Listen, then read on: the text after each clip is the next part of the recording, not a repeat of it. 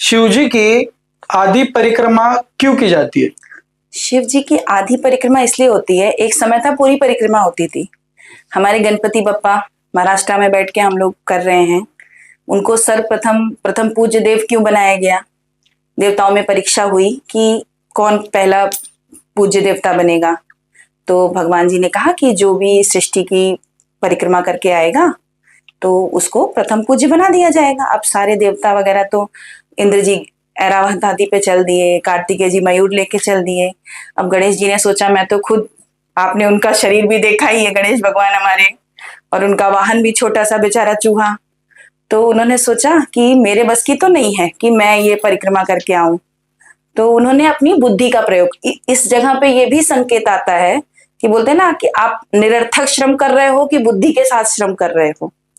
तो उन्होंने बोला कि एक बच्चे के लिए उनकी पूरी दुनिया उनके मतलब बच्चे के लिए माँ बाप ही होते हैं।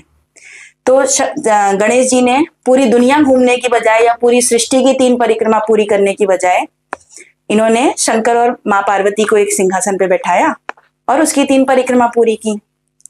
तो भाई इन्होंने जवाब भी दिया, सारे देवता संतुष्ट भी हुए। भाई बुद्धि के साथ साथ आपने बोलते ना प्रयास भी किया और अपनी बुद्धि भी लगाई।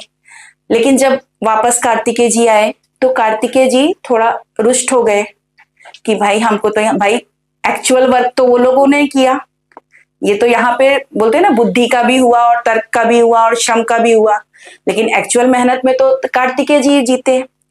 तो उस दिन से पार्वती जी को भी थोड़ा रोष हुआ कि भाई मेरा मेरा मेरे लिए, उनके बोले माँ बाप के लिए तो दोनों बच्चे समान होते हैं।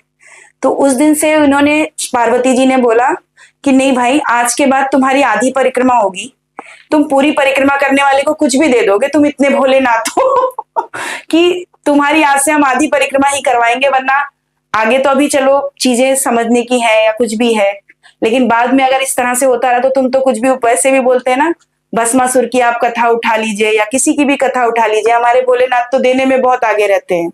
तो वो पार्वती जी ने ही बैन कर दिया कि अब आप आधी ही परिक्रमा होगी आपकी, पूरी परिक्रमा पे तो आप रीछ के पता नहीं क्या उठा के दे दोगे।